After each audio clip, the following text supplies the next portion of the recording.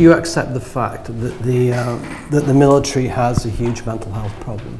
Huge mental health problem. I'm not sure what the term huge is. We know the rates, we know the prevalence, we know. So there is a, there is a mental health problem. I think we're resourced to take care of it.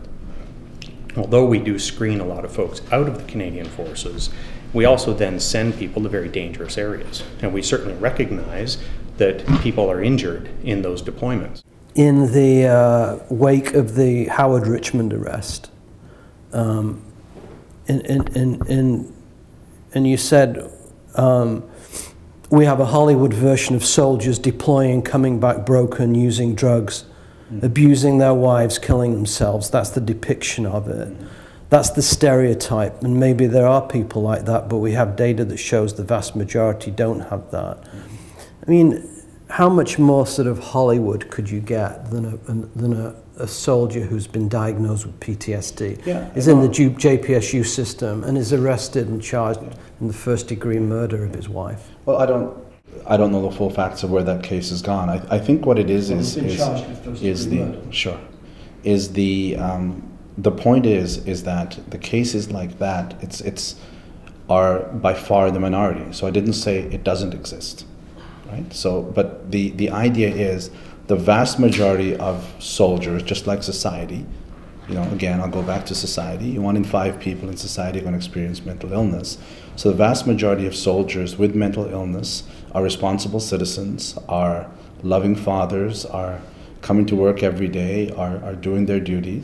If they become ill, if they come for treatment, they'll come for treatment. And again, whether they'll stay in the forces or transition out. I think it's harmful to depict mental illness. We have many, many cases. If a schizophrenic does something on a Greyhound bus, then it's paints sort of all schizophrenics in a certain way. So I take issue with the sort of the stereotyping of mentally ill people as being deranged and dangerous. How confident are you guys that you've got a grip on this problem? So if you're talking about do we have a grip on it, it's difficult to say when you still have stigma. Like you said, stigma is an issue.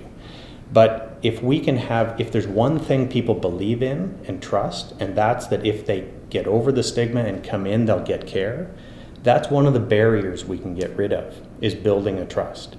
I believe that we are actually providing care that is sort of at the leading edge of the way people are treating post-traumatic stress disorder, depression, and other mental illnesses based on the science and the evidence to guide us in how to treat these people. Are you in control of the situation? We have a system that is providing high-quality care across the Canadian Forces. In Hillier and numerous other people, again, since that cluster of suicides, have spoken. Well, I have a quote here from Hillier that many of our young men and women have lost confidence in our country to support them. I believe that there are some people that continue to struggle that have perhaps lost some trust, but I don't believe that in any way all members of the Canadian Forces would fit into what General Hillier is referring to.